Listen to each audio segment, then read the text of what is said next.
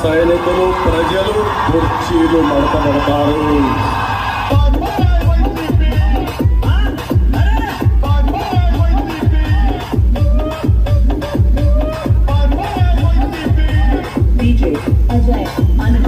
ఎందుకు మీరు అంబేద్కర్ విదేశీ విద్యా పథకాన్ని పేరు తీసేసి జగన్ విదేశీ విద్యా పథకాన్ని ఎందుకు పెట్టారు? అంబేద్కర్ కంటే నువ్వు గొప్పవాడి జగన్మోహన్ రెడ్డి. నువ్వెంతో, నీ బతుకెంతో, నీ స్థాయి.